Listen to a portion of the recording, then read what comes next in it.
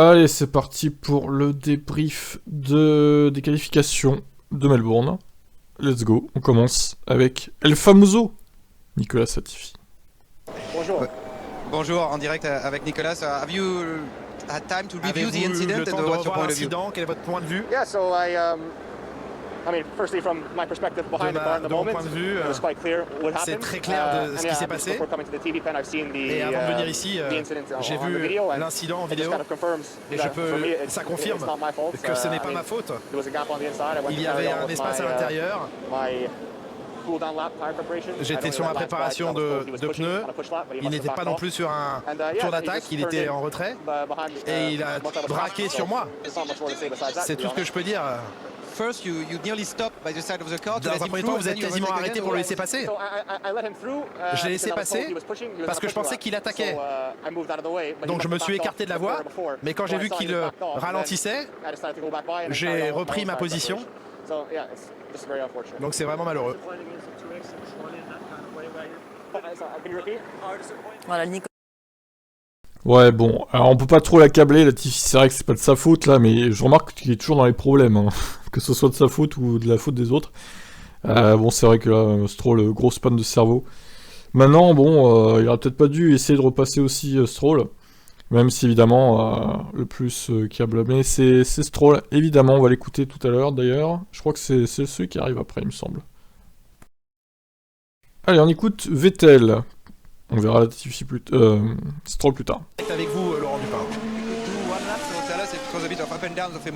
C'était un petit peu des émotions contrastées aujourd'hui pour vous. Les gars et les filles du team ont fait un travail incroyable pour remettre cette voiture en piste. C'était beau de voir cet effort de l'équipe. Vous savez, les efforts de l'équipe, c'est comme les équipes de pointe, hein, on ne travaille pas moins, hein, que vous soyez devant ou derrière. Ils ont fait un travail incroyable pour revenir en piste. C'est leur journée et maintenant il faut se concentrer sur demain. On sait qu'on n'est pas très rapide, bien sûr, mais on va essayer de se battre. Parlons de vous, ce n'est pas un week-end simple pour effectuer votre retour. Vous avez peu roulé hier. Oui, très peu de roulage pour moi. Bon, on aura plus de temps demain à passer dans la voiture. Merci Laurent Dupin. Ouais, bon, Vettel, ça va être encore difficile, hein. J'ai l'impression que la voiture est toujours aussi pourrie, donc il fera ce qu'il peut pendant la course, hein, ma foi. On écoute Magnussen, maintenant. Comment vous expliquez ce manque de performance par rapport aux deux premiers Grands Prix? Les équipes sont très serrées cette année et je m'attends plus cette année à avoir des hauts et des bas chez les uns les autres. Certainement, ce week-end, dès qu'on a mis la voiture en piste, on était moins compétitif qu'à Jeddah. Mais on a réussi à effectuer de bonnes améliorations sur la voiture. Mais c'est clair que je n'ai pas eu la Q1 que j'espérais avec le drapeau rouge au plus mauvais moment pour moi. Comme j'ai dit, la voiture est plutôt bonne sur les longs relais, sur les rythmes de course. Et j'espère qu'on va pouvoir remonter en course demain. Ouais, bon, c'est vrai que c'est un peu décevant. Je m'attendais à mieux de leur part. Alors peut-être comme il dit, Magnussen en long relais, ça ira mieux. J'espère pour eux en tout cas. Allez, Stroll, écoutez bien ce qu'il dit. Hein. Difficile d'analyser, de comprendre tout ce qui s'est passé. Expliquez-nous toute la séquence. J'ai laissé... Niki m'a laissé passer le virage avant et après je regardais les voitures autour de moi. Et après quand Niki il a essayé de redépasser, la piste ça tombe vraiment à droite. Alors où il a accéléré et m'a essayé de dépasser, la piste ça me prend à droite et alors c'est vraiment un incident très awkward. Et oui, c'est de la faute de la piste hein, qui tourne à droite évidemment. Il faut pénaliser la piste de Melbourne. Bizarre, c'est exactement, ça pouvait pas être, je pense le timing c'était vraiment juste terrible pour les deux. Donc c'est de la malchance, c'est pas du tout de l'intimidation ou une vengeance qui vous a gêné? Non, pas du tout, non, c'était juste, comme j'ai dit, la piste ça tombe à droite, il a accéléré vraiment au dernier moment et quand la piste ça tombe à droite, ça prend la voiture à droite et je pense que c'était exactement à ce moment que quand il a accéléré, la voiture ça m'a pris à droite, comme la piste ça tombe vraiment à droite et... La voiture ça tourne à droite, la piste m'a pris à droite. Putain mais ta gueule quoi, oh là là. C'est quoi cet argumentaire de merde? Mon Dieu, j'ai jamais vu une explication aussi débile. Hein. C'est incroyable. Oh, j'en reviens pas là. Et le timing, c'était vraiment juste horrible. Jacques Villeneuve, c'était du français? Non, je sais pas. Jacques Villeneuve, c'était du français. On va pas juger la forme et le fond de ce que vient de dire. C'est la faute de la piste? Ah oui, la piste est vraiment fautive, elle est pas sympa. C'est vraiment pas cool de sa part. Est-ce qu'on peut mettre une pénalité à la piste? Oui, les pilotes n'ont plus le droit de passer par cet endroit. On va mettre des cônes pour demain. Ils ont tellement raison là, les deux. Putain, mais c'est drôle, au secours. Si c'est pour dire ça, tais-toi, quoi, vraiment. Tu t'enfonces encore plus que si t'avais rien dit là. Oh là là, mon Dieu. Bon, bref, passons à la suite. Allez, on enchaîne avec Gasly. Quand on voit que les 10 premières places sont monopolisées par 5 écuries, c'était compliqué pour vous de faire mieux aujourd'hui? Je pense qu'on a fait du bon travail. Après, c'est juste la performance qu'on a ce week-end sur ce tracé-là. On a vu que les Alpines, elles étaient très performantes. On a vu que les McLaren aussi ce week-end. Et je pense qu'on avait juste pas la perfo pour aller chercher la Q3. On est en 11e place, c'est sûr que ça ne s'est pas joué à grand-chose. Mais je pense qu'on a fait ce qu'il y avait de mieux avec le package qu'on a ce week-end. Une séance chaotique, drapeau rouge en Q1. Bon là, à nouveau, même si vous n'y êtes pas, le soleil dans les yeux, racontez-nous comment on gère ce genre de séance. Bon, le soleil dans les yeux, c'est pas ce qu'il y a de pire sur un tracé comme celui-ci. Il y en a qui sont pleins. Et Charles et Verstappen se sont pleins à la radio. Oui, c'est des choses qui arrivent. Après, c'est vrai que c'est des choses qu'on ne peut pas contrôler, il faut faire avec. Mais non, c'est vrai que pour nous, ça n'a pas été un week-end simple et on a eu pas mal de petits soucis en termes de comportement en voiture qu'on n'a pas réussi à résoudre pendant le week-end. Et voilà, j'ai réussi à sortir un bon tour quand il fallait. Mais il va falloir progresser, il va falloir apporter des nouvelles pièces sur les prochaines courses, ce qui est prévu pour pouvoir s'accrocher au wagon de devant.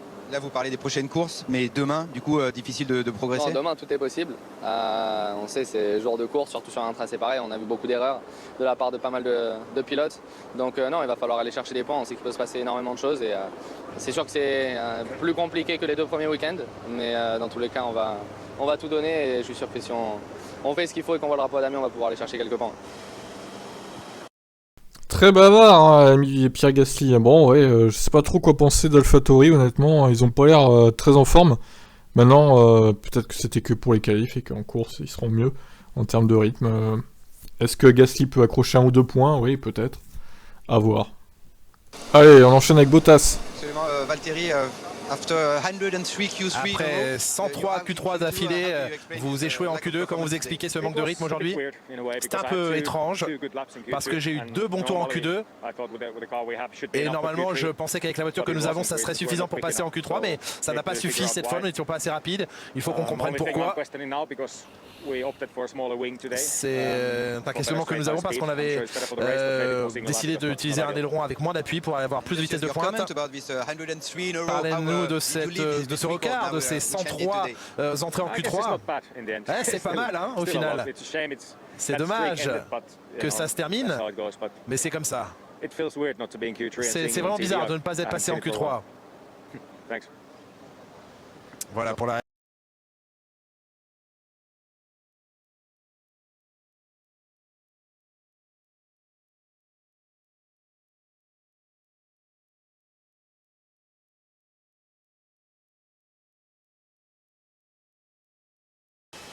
On écoute Mick Schumacher. Mick, do you see some positive today? Est-ce qu'il y a du positif à tirer de la journée aujourd'hui? Parce qu'elle semblait moins performante que les week-ends précédents. Oui, ce qui est positif, c'est d'être parvenu à rentrer en Q2, mais notre objectif, c'était de rentrer en Q3. Ça a été un vendredi difficile et je crois que c'était le mieux qu'on pouvait obtenir et extraire de la voiture. J'ai été pris dans du trafic sur le dernier secteur. Ça m'a coûté du temps, mais je ne pense pas que ça aurait été suffisant pour moi pour aller plus loin.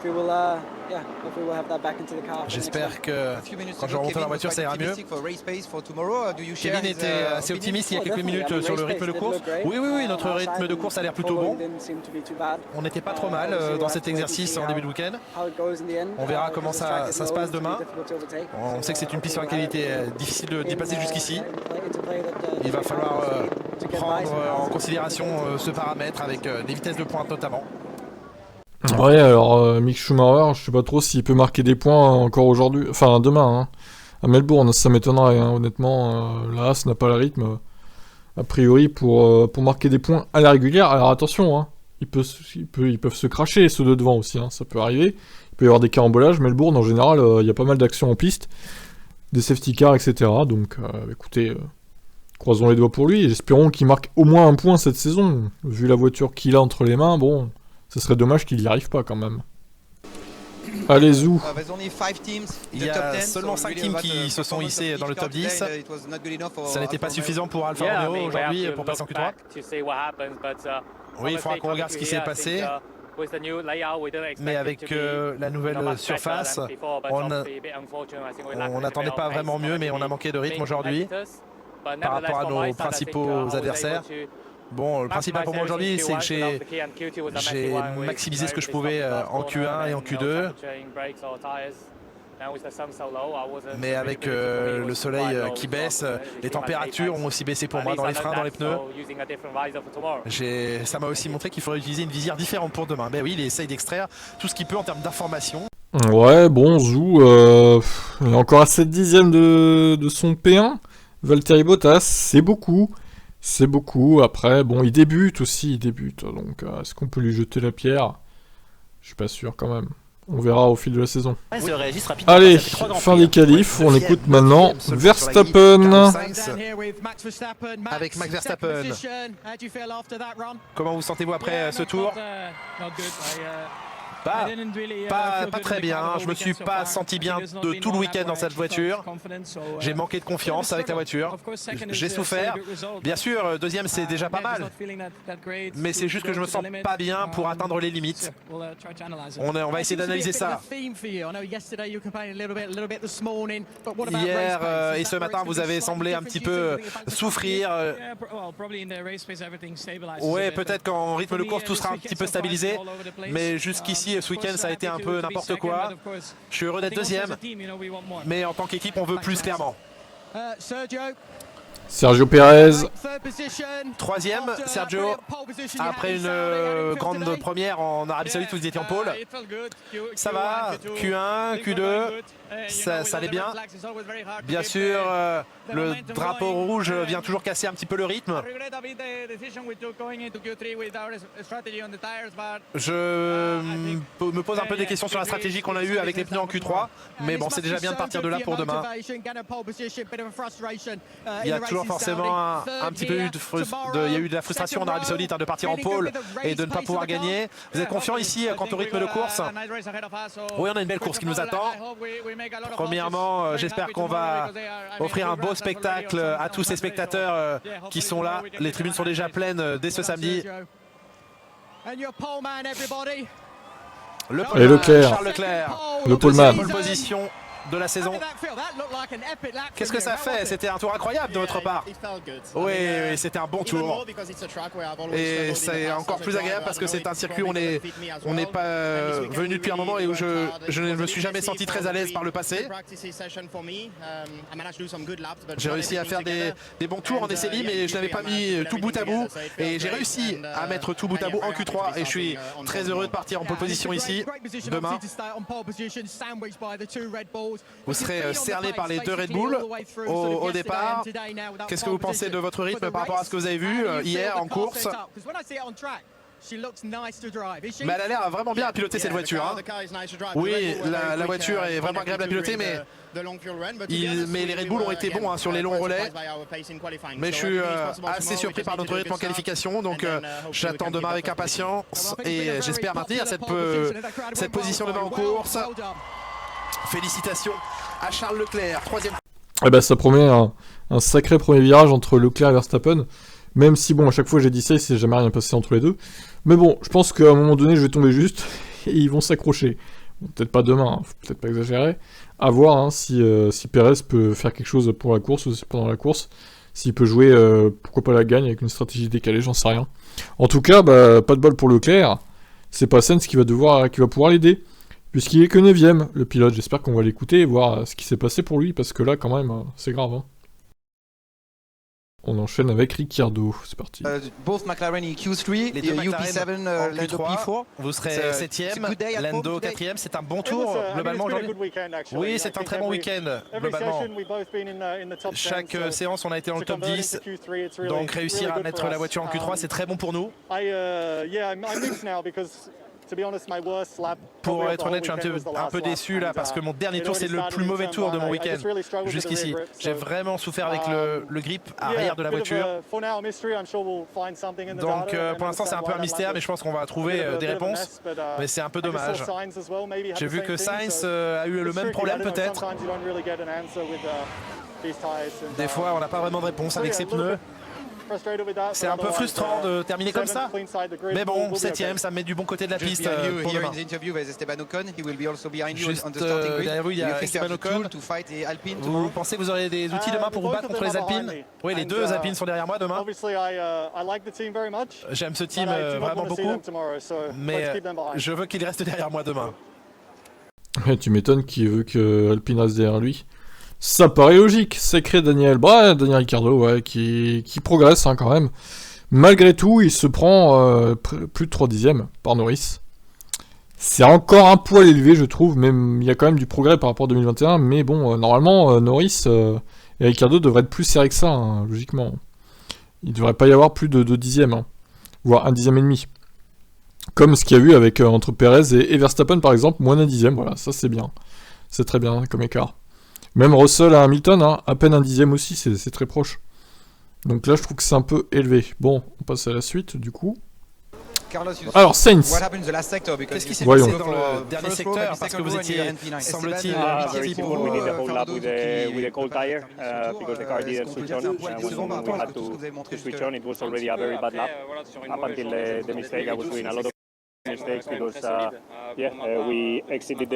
Pourquoi? Attendez, il y a un écho là de Gasly.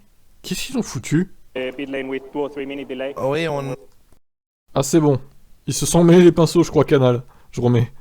on est sorti avec un délai de 2 à 3 minutes des stands et pour mettre les pneus en température, ça a été un désastre. Vous pensez que demain vous pourrez dépasser facilement? Bah non, parce qu'ils ont enlevé une zone de DRS, donc ce sera compliqué. Oh là là, ça y est. Alors là, Sainz, il est en train de rager, il bouillonne intérieurement là. J'ai un peu de mal avec Carlos Sainz parce que lui, il est un mauvais perdant. Il se plaint souvent aussi, je trouve, hein, quand même. Hein. Bon, là, il doit être très frustré, évidemment. Mais 3 zones DRS, c'est déjà bien, Carlos. T'inquiète pas, hein, tu vas pouvoir dépasser. Hein. Il est un peu comme Stroll, lui. C'est un peu de la faute au circuit, quoi, en fait. Ou aux pneus. Aïe, bon. Bon, on verra ce qu'il peut faire. Hein. Je pense qu'il a quand même une voiture très rapide, donc il pourra remonter assez facilement. À moins qu'il soit pris dans un crash. Mais au moins, il sera sur la même ligne que son compère Fernando Alonso. La 5ème ligne. Ocon, c'est parti. Esteban Ocon qui arrive au micro de l'Europe du Pain. Esteban, 8ème pour vous. Fernando qui ne peut pas terminer son tour. Est-ce qu'on peut dire que c'est un poil décevant par rapport à tout ce que vous avez montré jusque-là? Un petit peu. Après, voilà, sur une mauvaise journée d'être P8, je pense que c'est quand même très solide. Pour ma part, depuis ce matin, on n'était pas confortable avec la voiture. On a essayé quelque chose hier soir et on l'a mis sur la voiture aujourd'hui. Pour moi, voilà, ça ne fonctionnait pas. C'était pas aussi performant qu'hier, je pense. Donc, voilà, bon, une mauvaise journée. P8, c'est quand même solide. C'est dommage que forcément Fernando n'a pas fini son tour. Je pense qu'il avait beaucoup de potentiel au final, mais il y a encore la course demain et je pense qu'on va pouvoir se battre donc pas.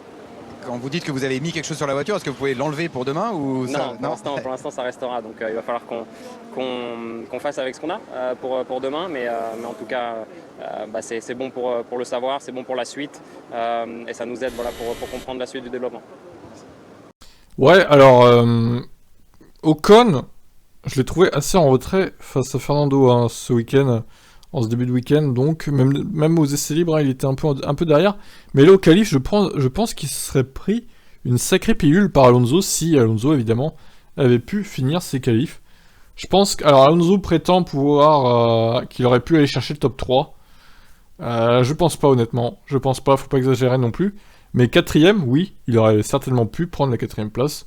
Alonso assez facilement, je pense.